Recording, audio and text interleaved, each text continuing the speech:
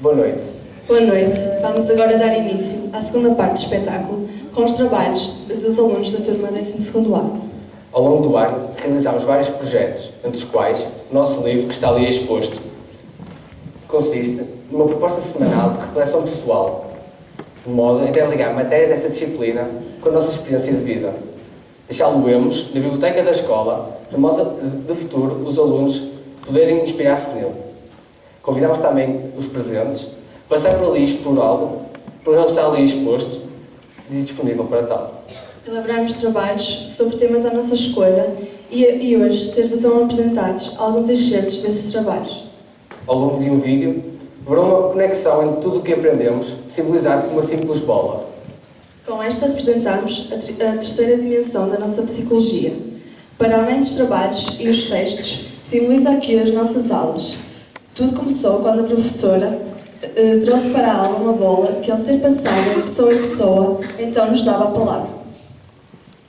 O objetivo desta apresentação é transmitir-vos os nossos conhecimentos aprendidos durante o ano e como eles nos fizeram crescer.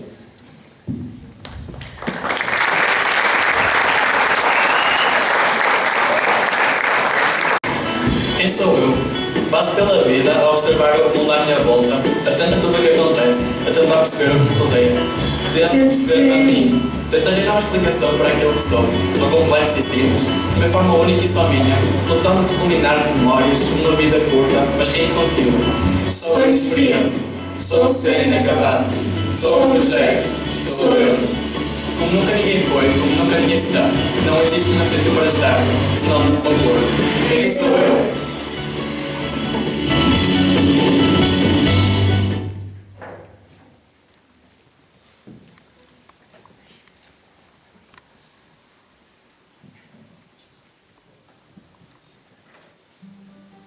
Eu chego a casa, paro e olho-me ao espelho. Sou eu, ali especada, a observar-me, a refletir sobre o que verdadeiramente sou. Fixo-me no olhar, esse olhar revelador e transparente, transparente como as lágrimas que me escorrem pelo rosto. No fundo do meu corredor existe um reflexo daquilo que um dia eu fui, daquilo que um dia já existiu. Paro.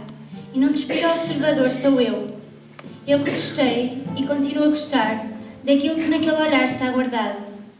Eu que guardo mágoa dentro de mim por ver aquilo que mais gosto escapar-me entre os dedos. Sou eu que tenho as maiores inseguranças do mundo porque tenho receio de falhar. Sou eu que continuo aqui, de mão aberta e à espera que o erro seja realmente perfeito. Sou eu que amo e espero. Espero um simples olhar daqueles que um dia me mudaram o olhar. Se algum dia as palavras que me foram ditas fossem todas comprovadas com atitudes, tudo aquilo a que chamo inseguranças passava de insegurança à confiança. Ainda estou aqui, em frente ao espelho. O reflexo é agora sinónimo de tempo, tempo de mudança, tempo de um novo olhar. No olhar está o tempo, a água que escorre. No olhar está o sentimento, simples e puro reflexo do que é amar. 7 de Abril, Sofia Correia.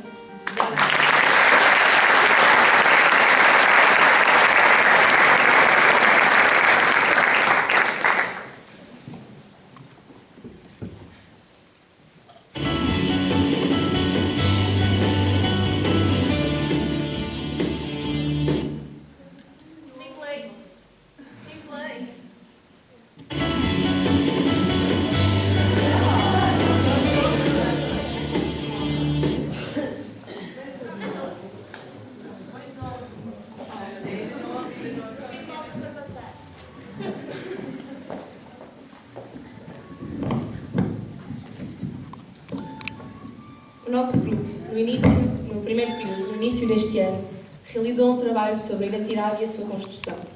Decidimos começar este trabalho com a interpretação de uma frase que inicia o capítulo do nosso livro, chamado De Si para Si, que retrata este tema. E a frase é: Eu sou eu, diferente de todos os outros. De facto, esta frase retrata um pouco o conceito de identidade, porque é esta que nos permite saber que nós somos nós e somos diferentes do seguinte, que nos permite ter uma noção de nós próprios. O conceito de identidade segundo René Lecuyer, é um conjunto de características, e aqui estão incluídos gostos, interesses, qualidades, defeitos, traços pessoais, características físicas, papéis e de valores, e aqui estamos a falar, por exemplo, eu como sou aluna, sou filha, sou prima, então são todos os papéis que eu tenho na sociedade, que a pessoa se atribui, avalia por vezes positivamente e reconhece como fazendo parte de si própria. É então a identidade pessoal, o conjunto de percepções, sentimentos e representações que nós temos que nos permitem saber reconhecermos a nós próprios e aos outros socialmente. A identidade ainda é o que é essencial de uma pessoa e que nos permite dizer eu sou eu. Se de facto não houvesse identidade, nós estaríamos todos aqui perdidos e não conseguiríamos imaginar esse mundo. A identidade, nós não vamos só falar do conceito de identidade, mas sim da sua construção. Este é um processo que está em constante alteração ao longo da nossa vida. Não nasce connosco e não permanece constante durante toda a nossa vida. Esta está em constante alteração, especialmente na altura desde a nascença até a adolescência. As relações precoces e aquilo que se passa, acontecimentos marcantes na nossa infância, são de facto fundamentais para a nossa identidade futura. Existem 3 organizadores deste processo de construção de identidade e vamos falar do sorriso, da angústia e do não. Sendo que nós todos fomos crianças e estamos neste processo de construção, não foi muito difícil encontrar fotografias que representem estas fases.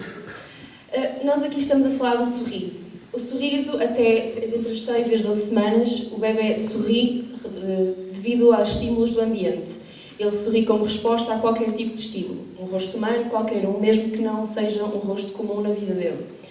De seguida, a partir dos 6 meses, o sorriso já passa a ser social, ou seja, nós sorrimos porque reconhecemos alguém que nos é querido, a nossa mãe, o nosso pai, etc.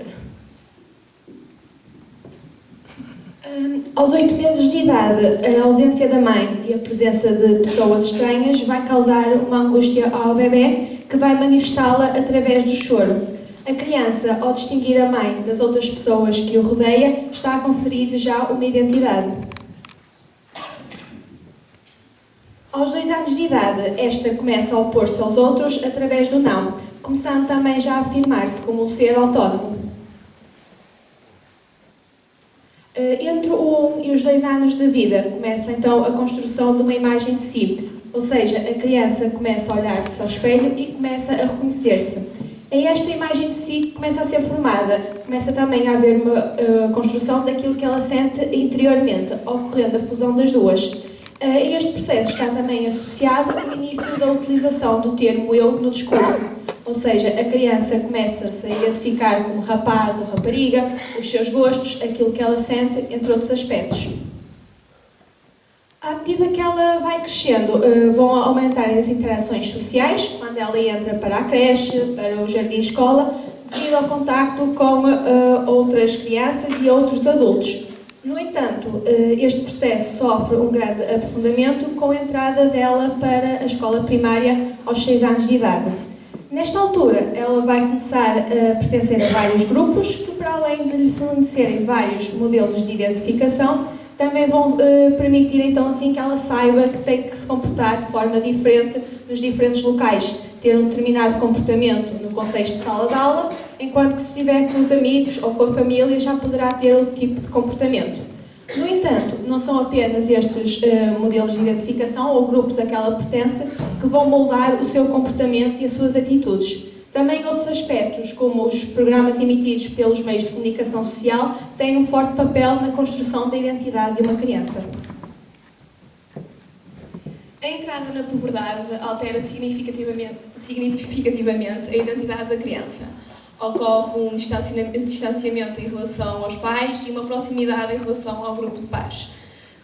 Sendo estes processos uma progressiva autonomia em relação aos pais. É durante este período de crise de identidade da adolescência que se constrói uma forma própria de estar com o mundo. O ser assume o seu papel sexual, a sua profissão. E este processo de identificação e diferenciação é vivido através de atitudes de conformismos e ou rebeldia. Conformismo, uma vez que surge a identificação com pessoas sem as questionar ou criticar, temos os exemplos dos ídolos, agora muitos cantores famosos e entre outros, os adolescentes têm por hábito idolatrá-los sem questionar se eles consomem drogas e outros problemas. E os casos de rebeldia afirma-se pela negação relativamente aos outros. Nesta idade, vê-se muitas vezes o dizer o não perante os pais, mesmo sabendo que os nossos pais estão certos e que estão a tomar as melhores decisões para nós estamos por hábito de contrariá-los. No fim da adolescência, o jovem terá atingido a identidade realizada. No entanto, o processo continua por o resto da nossa vida, não terminando na adolescência. Todos os dias somos afetados por tudo o que nos rodeia, pelos papéis que nós assumimos na sociedade e na família, o que vai alterando gradualmente a nossa identidade até ao fim dos nossos dias, bem dizer. Com estas alterações todas, nós temos que pensar, e de certeza que já toda a gente pensou, apesar de anos de alterações da nossa identidade, podemos considerar que somos sempre a mesma pessoa. E para isto nós trazemos aqui um paradoxo, que é do navio de Teseu, não sei se alguém conhece, que o navio de Teseu realizou 2 longas viagens, uma de ida e outra de volta. E como eram longas e como era no mar, as peças de madeira iam apodrecendo. Então os marinheiros lá dentro iam mudando as peças, como se devia dizer.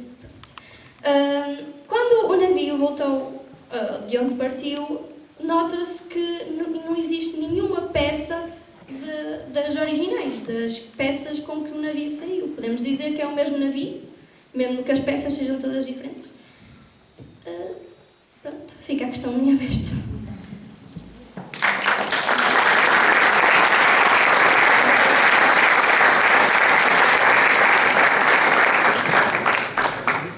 Porém, ensinam-nos a ser quem não somos e fazem-nos acreditar que é isso que queremos ser, porque é o correto. À medida que fui crescendo, cada vez mais fui aprendendo. A vida um dia ensinou-me que o correto, por vezes, é errado. Karl Marx dizia que todo o tipo de trabalho devia refletir em si próprio a individualidade do seu autor. Eu concordo. A educação deve ser orientada para que as pessoas desenvolvam a sua individualidade e capacidade para as artes. A educação moderna é dada no sentido de sermos todos diferentes, ao contrário da educação antiga, onde pessoas de maior estatuto tinham de obedecer a uma série de regras e ser alguém que não era. Embora as coisas tenham mudado, hoje em dia ainda se encontram casos assim. Ainda são impingidas certas ideias a jovens que são proibidos de pensar, cujos cérebros são moldados de tal forma que eles vivem apenas a seguir as pegadas dos outros. O sistema tenta nos formatar com a educação secundária, onde somos levados a pensar que somos idiotas e iguais. Há que descarrilar. A individualidade é uma arma e quanto menos formos uma massa, mais difícil seremos de dominar.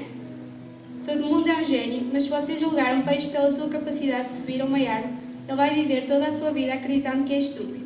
Albert Einstein. Mariana Gouveia, 26 de fevereiro.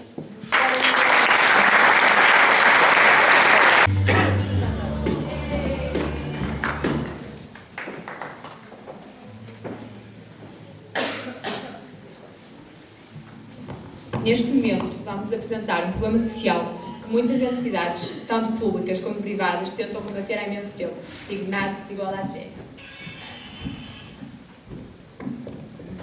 A desigualdade de género traduz-se numa forma de discriminação, desvirtuação de um sexo relativamente ao outro.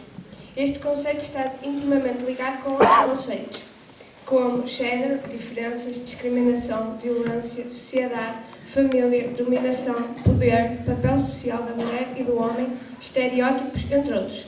Portugal é o 6º país da Europa com mais desigualdade de género. Agora há um problema bem presente na sociedade de hoje em dia, o machismo. E o que é o machismo? Traduz-se no comportamento expresso por opiniões e atitudes de um indivíduo que recusa a igualdade entre os géneros. Os machistas pensam que existe um sistema hierárquico onde o homem está sempre em posição superior à mulher. Numa empresa que é ousada, 2 pessoas têm as mesmas funções. Uma é homem, outra é mulher. O homem ganha o dobro da mulher. Entretanto, contrataram mais um homem para as mesmas funções. E esse homem passou a receber também o dobro da mulher. E porquê?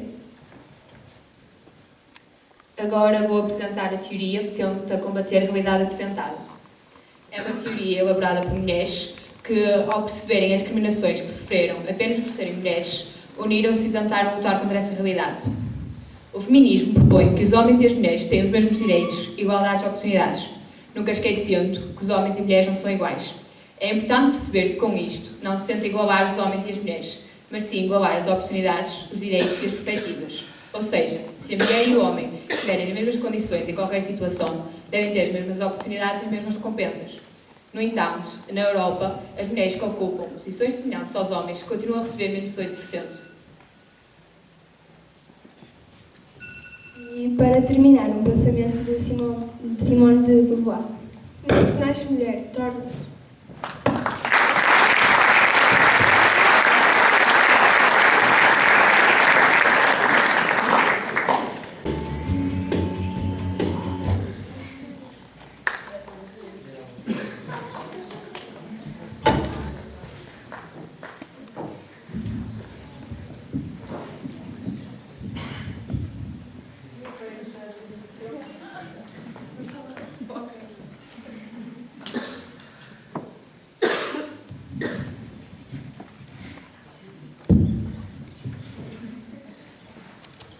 A grande diferença entre a espécie humana e todas as outras assenta na nossa capacidade de pensar e raciocinar. Por possuirmos tal característica, somos incapazes de estar satisfeitos. Isto porque há sempre mais para saber, mais sobre o que pensar e refletir. Assim, como podemos permanecer iguais quando juntamos mais um fio à malha que é a nossa mente? Não podemos. Deste modo, eu sei que, após este ano de psicologia, muita coisa irá mudar em mim. No entanto, o que fui não pode ser ignorado, e é por isso que lhe continuarei a escrever e a falar-lhe do que tenho estudado nesta disciplina e dos efeitos que ela tem em mim. Pessoas diferentes têm nomes diferentes. Por esta razão, nesta coletânea de missivas, o destinatário chamar-se-á Nanoa. Nanoa foi o primeiro nome que dei a mim mesma, quando era pequena. Apesar de já passados mais de 16 anos, é um nome que ainda me é muito querido e que sempre estará em mim, ajudando-me a não esquecer da criança que fui. Domingo, 24 de janeiro de 2016. Querida Nanoa, esta semana iniciamos um novo tema, cultura, de uma maneira bem diferente. Formulamos questões que depois fomos colocar a diversas pessoas da escola. A questão proposta por mim e por uma amiga foi: porque é que, enquanto todos os outros animais vivem perfeitamente sem cultura, nós, humanos, temos cultura? Apercebemos de que existe uma grande dificuldade em responder a tal pergunta, pois a única explicação encontrada por todos é o facto de os seres humanos serem animais racionais. Curiosa, e sabendo que traria mais ideias para a discussão, perguntei ao meu pai o que achava ele de tal assunto. A resposta não foi muito diferente da de todos os outros. Também ele pensa que na nossa racionalidade está inerente a cultura. No entanto, ele definiu a nossa racionalidade de forma diferente. Nós não temos cultura só porque o homem tem espírito crítico, põe em causa, investiga e raciocina, mas também porque o homem interpreta o mundo que o rodeia. O facto de não nos contentarmos e de tentarmos ver para além daquilo que nos rodeia para justificar todo o resto da cultura. Para além da ciência, permite ainda justificar a arte, a religião, as crenças. Infelizmente, também parece justificar os atos que penso serem errados. Se eu considerar o mundo que está sujeito à interpretação, como posso condenar alguém por fazer algo que não concordo? Teoricamente não posso, praticamente faço. E faço porque não consigo acreditar que esta racionalidade traz consigo tantas coisas boas como a ciência, a arte, a espiritualidade. Não seja também capaz de nos indicar o caminho certo para uma convivência pacífica entre os humanos e entre este e o planeta. Faço-o também porque acredito estar correta e porque acredito que este processo de julgar também é importante para a evolução de cada um. É bom para mim quando me corrigem e noto que estou errada, e é bom para os outros quando, nas alturas em que estou certa e eles não, os corrijo. Sempre a mudança. Carlota.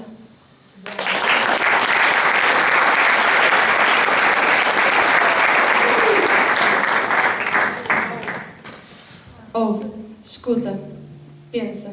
A impressão instantânea de todos os acontecimentos que tens, por vezes, na maioria das vezes, quase na totalidade das vezes, está errada. Se calhar aquela pessoa que tanto te magoou não o fez propositadamente.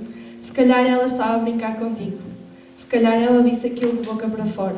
Se calhar, e provavelmente ela disse isso como reflexo das suas vivências. Todas as nossas experiências significativamente marcantes são uma peça para o nosso inacabável puzzle. Elas influenciam, em grande parte, todas as nossas reações, por mais mínimas ou insignificantes que possam parecer. A minha mente é uma confusão. Tento perceber o porquê de uma pessoa me ter dito tal frase, provavelmente insignificante para ela, mais significante para mim. Procuro resposta para as ações das pessoas próximas de mim. Tento justificar as suas atitudes, por vezes parvas e por vezes, na maioria das vezes, perco-me por tentar encontrá-las. Não sei se isto é errado ou não. Não odeio ninguém. Não olho para ti, ou para ela, ou para ele e penso: preferia que não existisses. Em vez disso, se me magoas, faço uma desgastante, por vezes acaladora investigação à tua mente, e tento encontrar uma causa. Talvez devesse penhorar as pessoas pelas suas atitudes, ou julgá-las para que melhorassem. Em vez disso, invento uma crítica minimamente aceitável e credível para que as pessoas pensem que é essa a estupidez que me perturba. Na verdade não é, é algo mais grave, mas eu prefiro sofrer do que penhorar os outros. Talvez devesse ter mais autoridade. O meu coração cresceu com flexibilidade, mas isso não é culpa minha. Se calhar eu devia fechá-lo, comprimi-lo, mas eu sou assim. Prefiro que me achem idiota por ficar triste com coisas inofensivas do que ser honesta e possivelmente corromper o teu coração.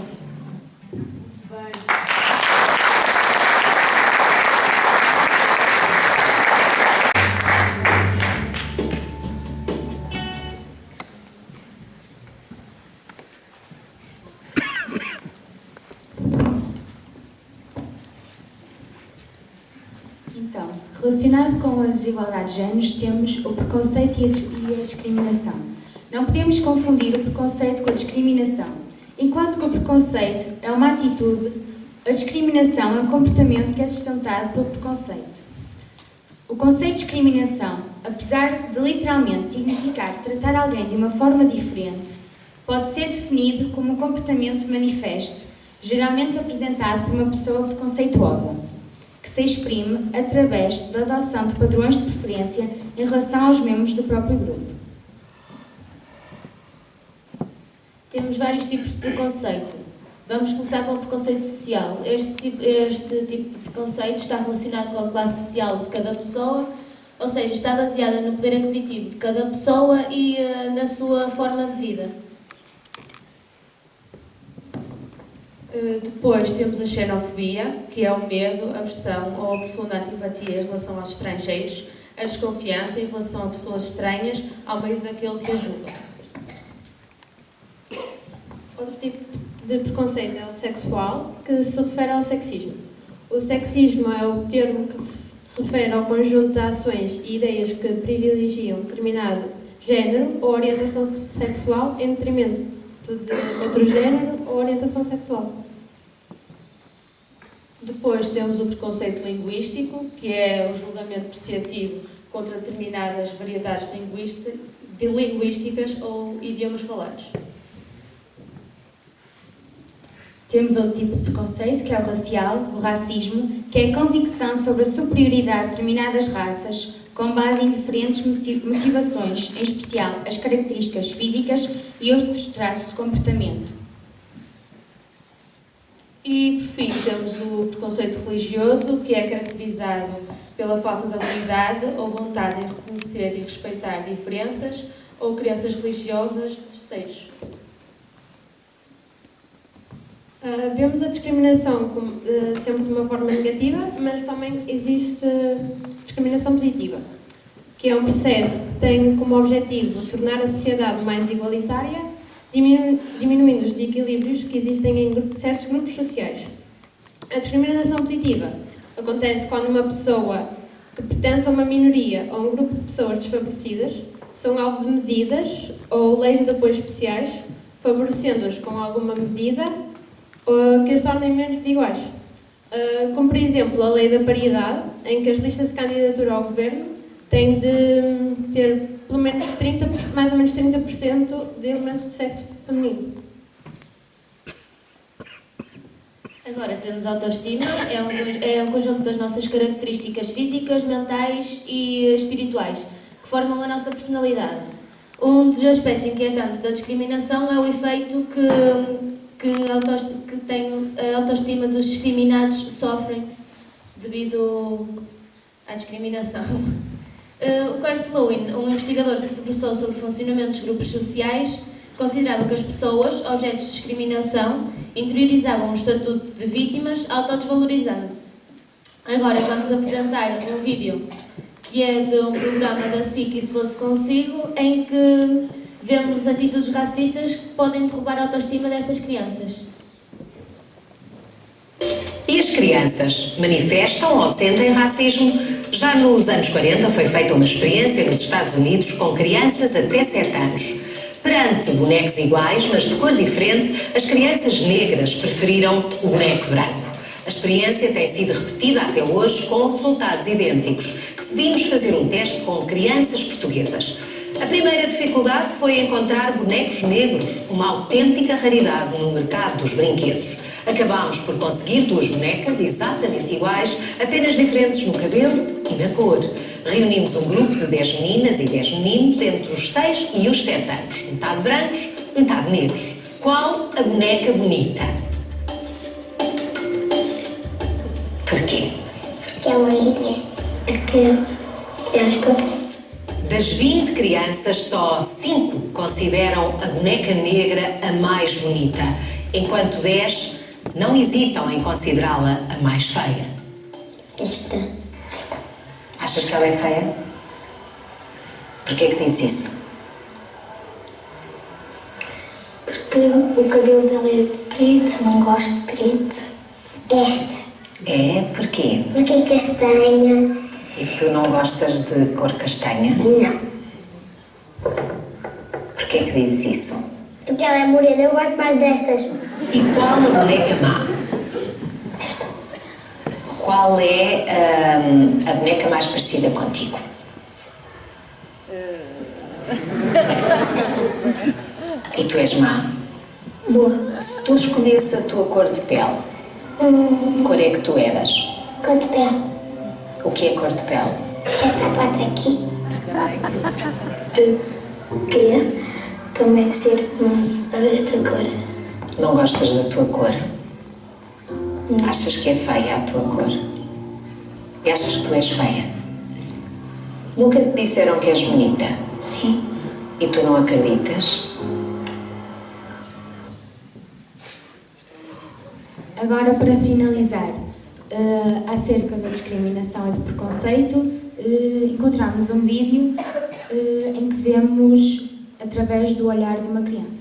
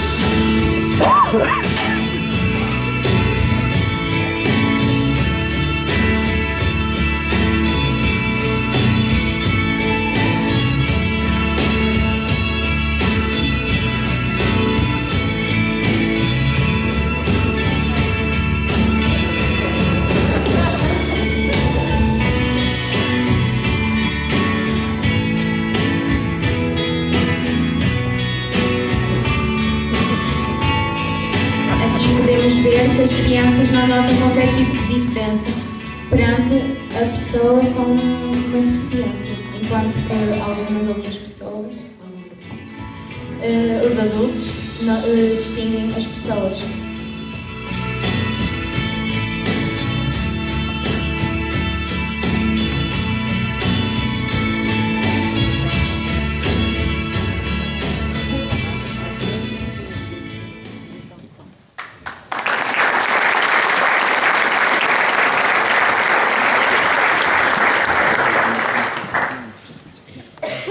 Ninguém nasce a odiar outra pessoa.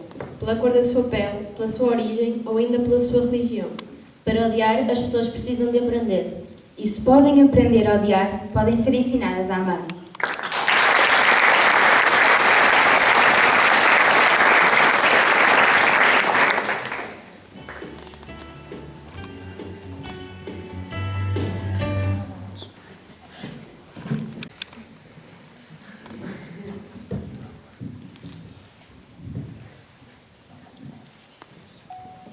A ironia no preconceito. Todos nós já evidenciamos, sentimos o efeito preconceito em alguma etapa da nossa vida. Infelizmente, este é algo que está enraizado em nós humanos desde o início dos tempos. Grande parte da história da humanidade tem sido escrita pelos combates entre grupos que fazem das suas diferenças étnicas, religiosas, culturais, ideológicas, económicas ou políticas o germe de rivalidades inconciliáveis. Parece que em nada aprendemos com os erros do passado. O simples modo como nos movemos, vestimos e falamos podem ser motivos de crítica, julgamento, sendo que nas mentes mais retrógradas e fechadas, o facto de sermos do sexo feminino, somos vistas como seres inferiores ao sexo oposto, ou destinados a tarefas domésticas. Tudo em nós pode ser julgado, mas a questão reside em: qual a maneira certa de agir? Qual o modelo de perfeição? Pode não aparentar, porém a resposta é de veras simples: nenhum. Não existe um modelo de perfeição. Cada um de nós é perfeito à sua maneira. Hoje em dia vivemos numa sociedade que se diz aberta, porém não aceita diferenças individuais. Pelo contrário, cria padrões e normas daquilo que cada um deve ser, fazer, pensar e agir. Se seguirmos esse padrão, seremos supostamente pessoas normais, contudo, muitas vezes, infelizes. Pedem-nos uma perfeição que não nos é intrínseca. E o que acontece é que, perante perdas, frustrações e sonhos destruídos, fraquejamos, desistindo de nós mesmos e do que nos rodeia. No mundo globalizado, como o que vivemos atualmente, o que mais vemos são as diferenças. Elas começam na cor da pele, do cabelo, na instrução escolar, situação financeira, religião, opção sexual e muitas mais. São 7 bilhões de diferenças e mais diferenças, até porque ninguém é igual. É aí que consiste a ironia no preconceito. Todos nós reconhecemos que é do ponto de vista social como científico, pois até na minha impressão digital não existe uma que se iguale, que somos diferentes e únicos, porém insistimos em julgar aquilo que nos torna únicos. Os maiores génios que o mundo conheceu foram outrora incompreendidos, rotulados como loucos e discriminados. 29 de fevereiro, Jéssica Rodrigues.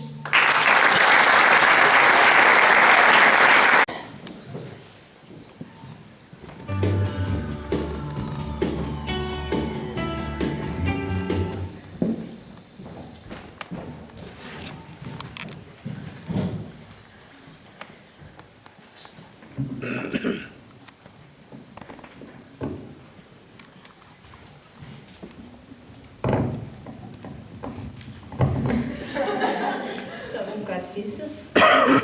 Ora bem, o nosso trabalho é sobre comportamento. Nós vamos buscar ao dicionário OAIS uma breve definição sobre o comportamentalismo. Teoria e método de investigação psicológica que procura examinar de modo mais objetivo o comportamento humano e dos animais, com ênfase nos factos objetivos e estímulos e reações, sem fazer recurso à introspeção. Eu tenho a certeza que todos que estão aqui presentes já se questionaram sobre o porquê de um grupo de irmãos serem tão diferentes, ou porque têm filhos e os filhos são todos diferentes uns dos outros e foram criados pelos mesmos. Alguém também pensou nisso, um estudioso chamado Watson, e para estudar isso ele tentou criar estímulos para obter uma resposta, porque era a única forma de ele obter um método de estudo em que ele pudesse observar. Ele criou uma equação onde ele considera que uma resposta é em função de um estímulo. Com isto, ele tem como base da sua teoria de que o ser humano nasce uma folha em branco e que é totalmente moldado ao longo da sua vida pela educação, pelo meio em que está inserido, pelos pais, tudo o que está à sua volta o molda. Os comportamentos são, portanto, são aprendizagens condicionadas pelo meio onde nos inserimos. Para provar isso, temos duas experiências. Uma delas é o cão de Pavlov, onde é mostrada a comida a um cão e ele saliva. De seguida é associado uma campainha, um som de uma campainha à comida, e quando o cão ouve a campainha começa a salivar também.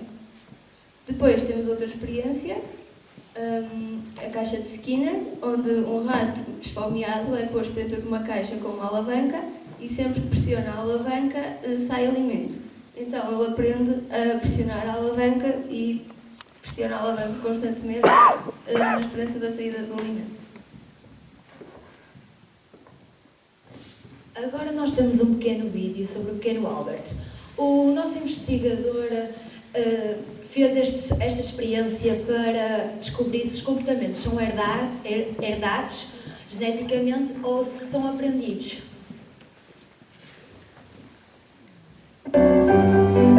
Over the years, Watson studies the behavior of babies, hundreds of them.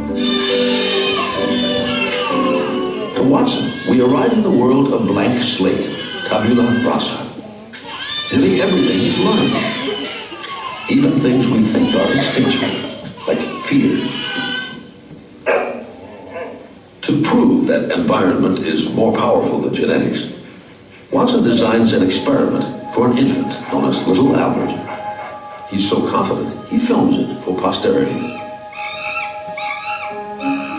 At first, Albert shows little fear, even when Watson places a burning newspaper in front of him. Albert is also unafraid when he encounters a white rat for the first time in his life. But then, Watson shows Albert the rat accompanied by a loud clanging noise. One of the few things that upsets little Albert. And he does it again. And does it again. Eventually, Albert learns to fear not just the rat, but all furry things, even without the loud noise. In Watson's mind, the Little Albert experiment is a success because it proves that fears are learned, not inherited. Como dizia no vídeo, concluíram que parte das respostas dos seres humanos são resultado de aprendizagens condicionadas pelo meio. Watson rejeita a ideia de transmissão hereditária e diz que o homem não nasce, constrói-se. Ele tem também um texto que eu vou passar a ler que nos explica isto melhor. Deem-me uma dúzia de crianças sadias, bem constituídas e a espécie de mundo que preciso para as educar, e eu garanto que, tomando qualquer uma delas ao acaso, prepará-la-ei para se tornar um especialista que eu seleciono, um médico, um comerciante, um advogado e, sim, até um pedinte ou ladrão, independentemente dos seus talentos, inclinações, tendências, aptidões, assim como da profissão e da raça dos seus antepassados. Watson não estava completamente correto acerca disto, porque, como a minha colega vai dizer a seguir, a aprendizagem, o comportamento humano não depende exclusivamente da educação, mas também de outras condições, como o meio envolvente. E assim. Tal como foi dito anteriormente, apesar de Watson estar certo em relação ao facto de sermos fortemente influenciados pelo meio e pelas pessoas que nos rodeiam, não nos podemos esquecer que cada pessoa tem interesses e aptidões diferentes para coisas diferentes. No entanto, temos de nos focar no facto de que somos seres eternamente inacabados, porque cada vivência, cada experiência completa-nos um pouco mais. No fundo, podemos dizer que somos um puzzle de experiências. E é por esse mesmo motivo que nós temos que ter acesso a uma boa escola, a uma boa educação, para que nos complete e nos melhore cada vez mais. E é isto.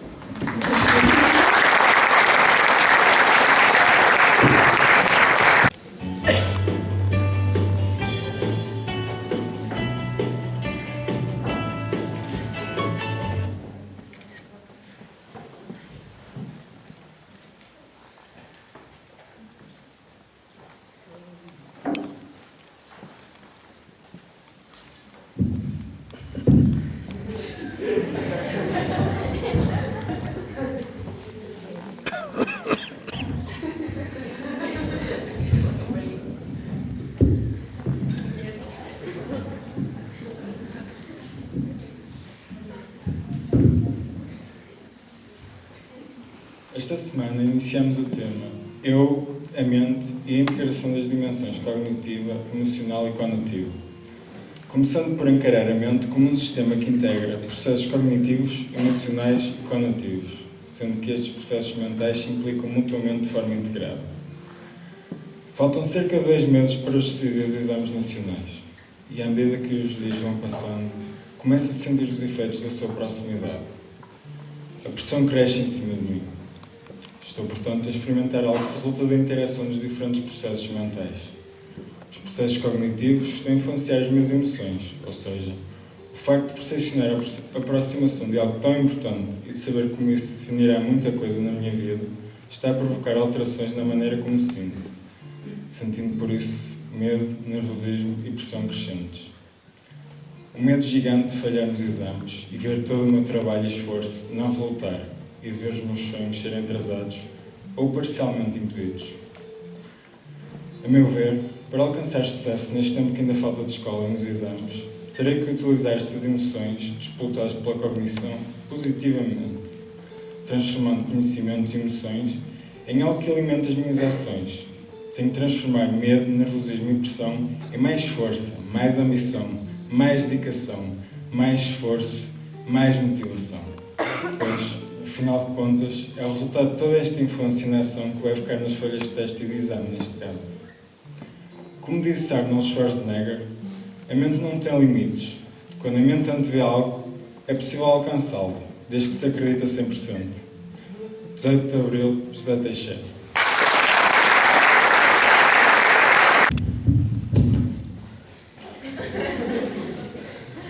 Palavras e meras ilusões. Palavra por palavra, frase diante de frase. Tudo se encaixa nestes diálogos. Conversas trocadas por figuras sem cor. Branco talvez, de tal que é a sua ausência. Vivemos em constante ilusão verbal, porque não há nada mais ilusório que uma palavra carinhosa deitada e levada pelo vento.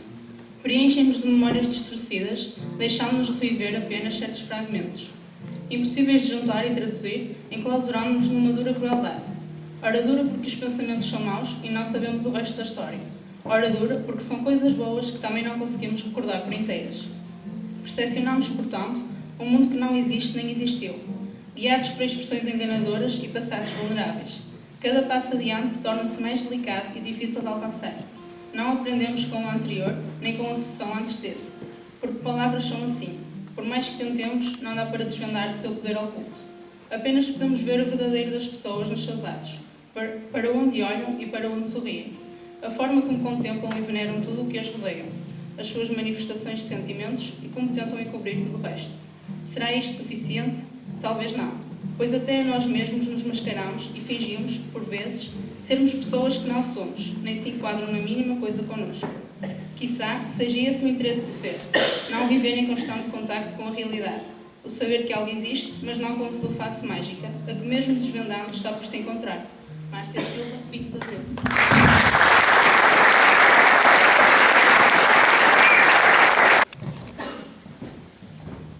Olá, mamãe. Fiz 18 anos esta semana. Cresci, vivi. Olhei para tudo o que pude e coloquei muitas memórias no meu coração. Há 18 anos atrás era tão pequenina, mas já tão grande. Posso dizer, com orgulho, que ainda sou essa mesma menina. Durante a minha vida pensei muito sobre se me podia continuar a chamar eu. Mesmo tendo mudado tanto, que se visse o meu passado ao espelho, não me reconheceria. Mesmo que nenhuma das minhas células iniciais é das que tenho hoje. Porém, hoje, tenho a certeza de que posso dizer que sim. Ainda sou o embrião que um dia esteve dentro de ti. Ainda sou a bebé que adorava uma porquinha de peluche que cantava. Ainda sou a criancinha que desenhava nas paredes da sala. Ainda sou a menina que entrou na escola que recusava-se a aceitar que a professora punha notas nos desenhos que eu pintava.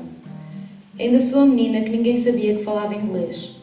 Ainda sou a menina que mudou para uma escola e para uma turma onde quase não conhecia ninguém. Ainda sou a rapariga que gostava tanto de uma banda que fez dela grande parte do seu mundo durante bastante tempo. Eu sou todas essas pessoas e elas todas são eu.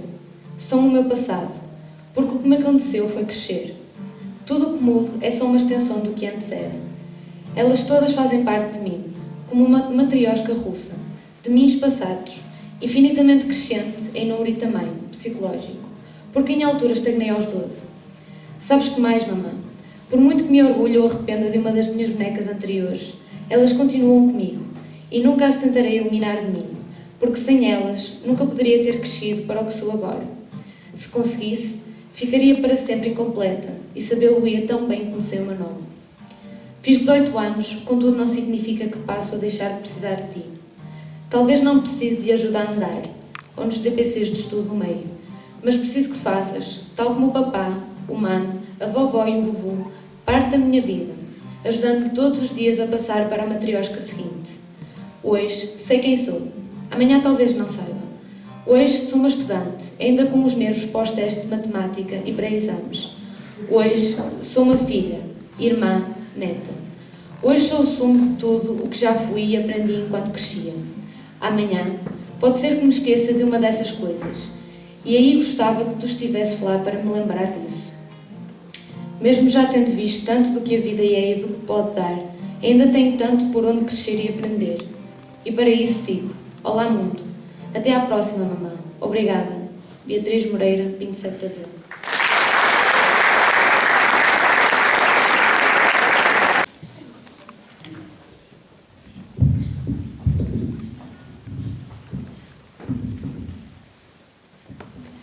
O mundo à minha volta está repleto de inúmeras e diferentes cores, cheiros, sons, texturas e sabores que os nossos órgãos sensitivos captam e que depois, por mensagens nervosas, chegam ao nosso cérebro e nos permitem percepcionar o mundo tal como ele é.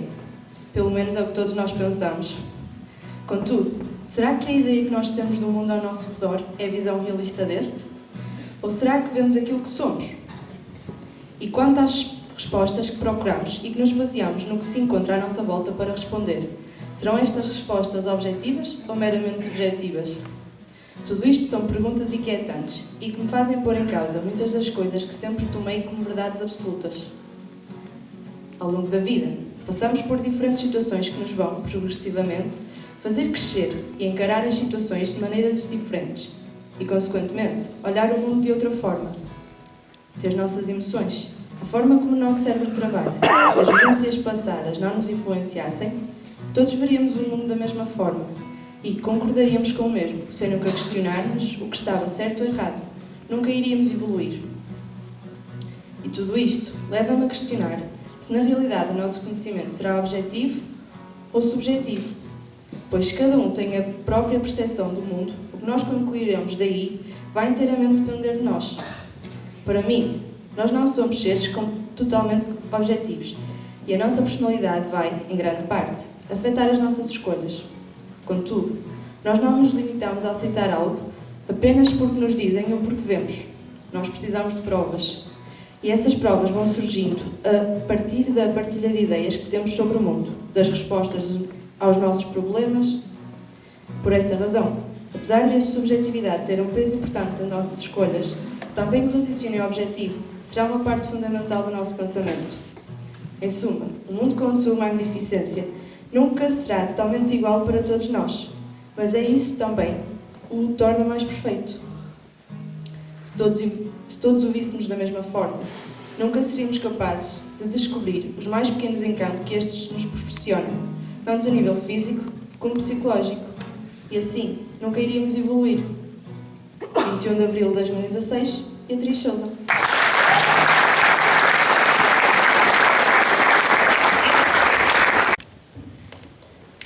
O vídeo que se segue mostra a diversão por nós vivida durante este caminho da psicologia. Infelizmente, ou felizmente, nem tudo ficou gravado, pois as melhores partes... Nem tudo ficou gravado, mas as melhores partes estão sem dúvida aqui.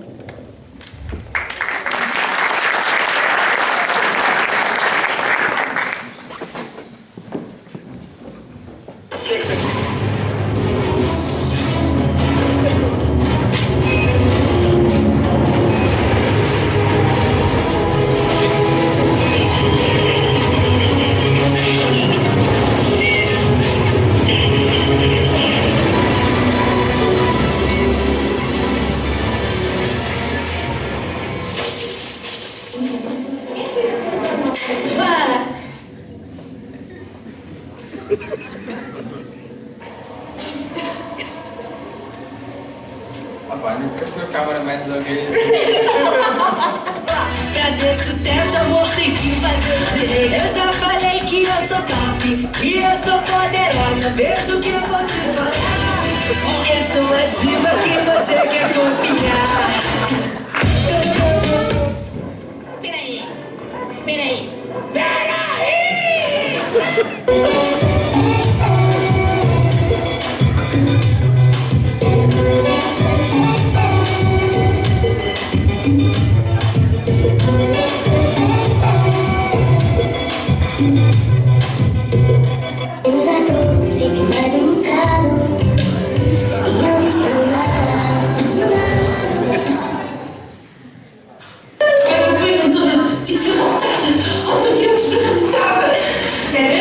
Quem sou eu? Passo pela vida Agora só um bocadinho, só um bocadinho. Passo pela vida. Calma! Deixa de novo, mas tu não tem. Eu não choro. Você também não aguenta. Serviço. Ok, já fogo.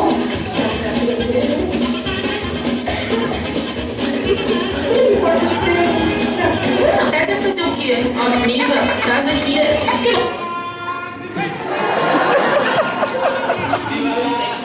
Amador, está calado, me cala.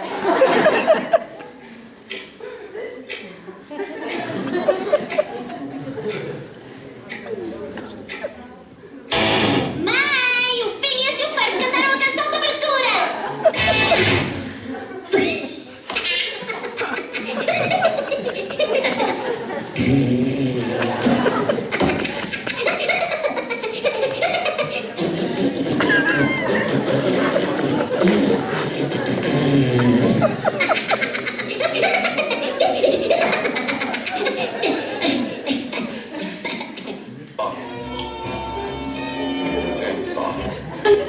Ouch, my hair. Agora vamos fazer todo isto.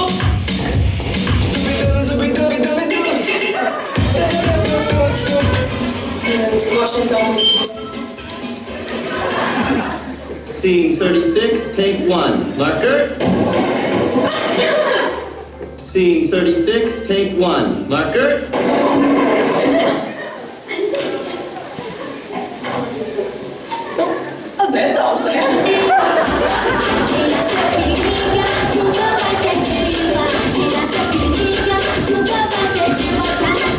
Sou eu.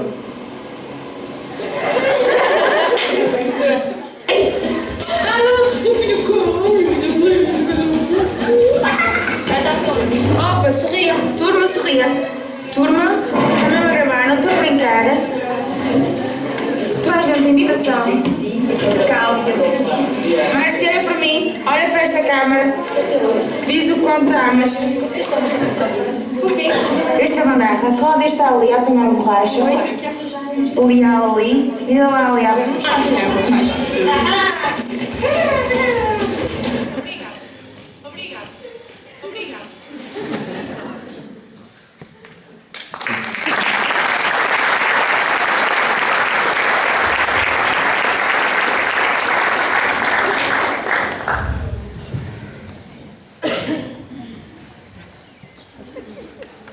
Esperamos que tenham gostado. Queremos agradecer de modo especial ao Sr. Diretor e a todos os elementos da direção pela receptividade em cooperar com estas iniciativas, cedendo todos os recursos necessários.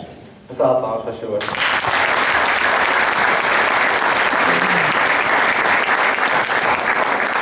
A doutora Hélia, responsável pelo curso de cozinha, e a coordenadora do mesmo, Inês Gonçalves, e a todos os alunos de cozinha 12º ano por tornarem este encontro uma delícia.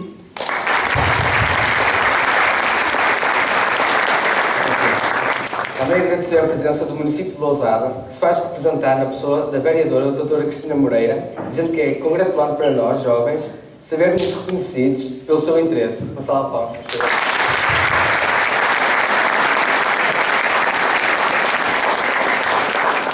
À professora Ana Sofia e aos nossos colegas Manuel Martins e José Leal pela ajuda técnica.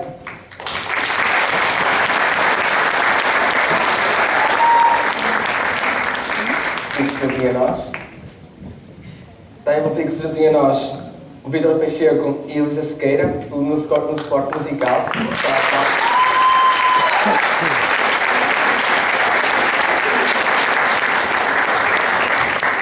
todos os nossos colegas, Beatriz Souza, Carlota Vieira, Márcia Silva, Beatriz Moreira, Cláudia Ribeira, Ana Silva, Beatriz Nunes, Ana Raquel, Ana Rita, Catarina Costa, Ana Santos, Adriana Moreira, Raquel Neto, Sofia Ferreira, Jéssica Rodrigues, Ana Ferreira, Ana Cristina, Zé Luís, Mariana Gouveia, Cláudia Mendes, Daniela Ferreira, Sara Coelho.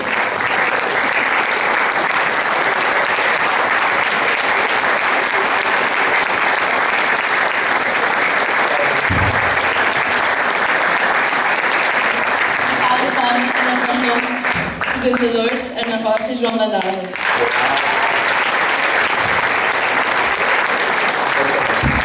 Também queríamos agradecer de uma forma especial à nossa professora Graça Lopes pelo seu trabalho, dedicação e paciência, pois sem o seu trabalho nada disto seria possível.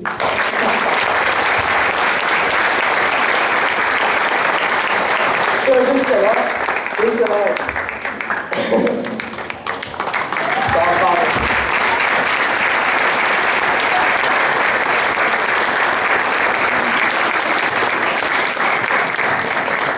E por fim, agradecer a todos os familiares e amigos aqui presentes, pois sem vocês nada disto seria possível. Obrigado.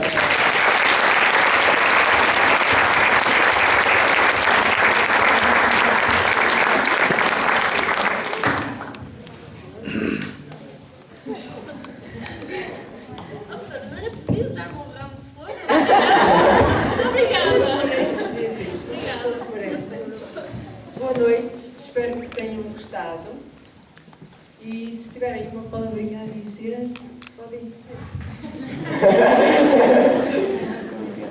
Alguém quer dizer alguma coisa?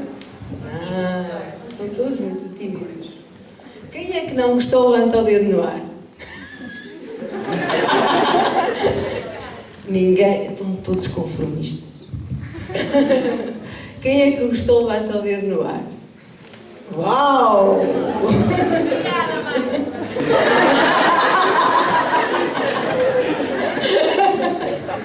Muito bem, Beatriz. Pronto. Estão todos ansiosos por ir embora, já percebi. Pronto, estão livres. Obrigada, eu gostei muito, espero que tenham gostado. Acho que eles merecem o vosso aplauso. Julgo que aquilo que disse no início se confirma. Penso que sim.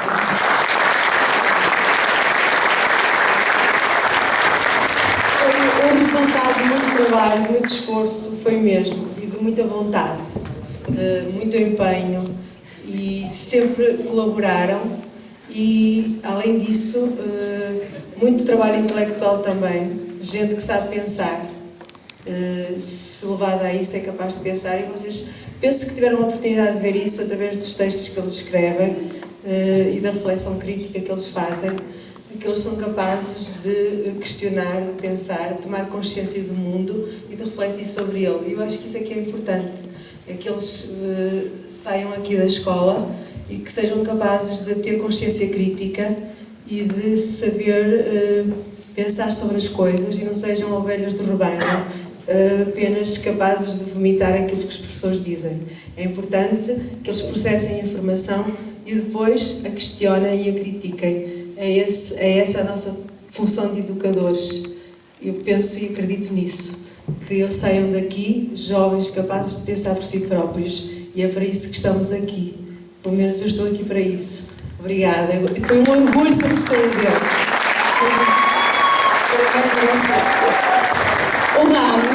O ramo é para dar vinho a todos, está bem?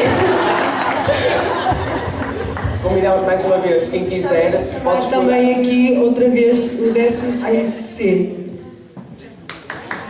O 12º C.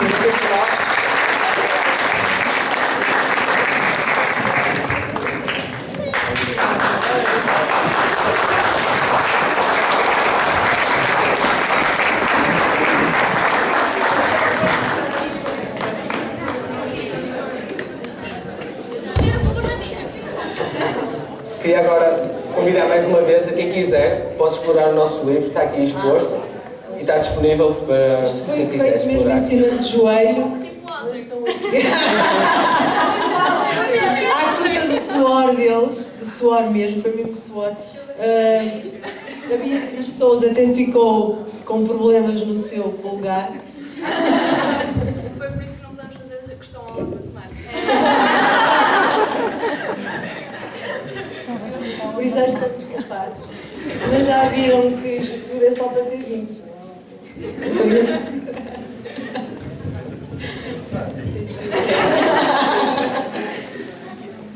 Muito bem.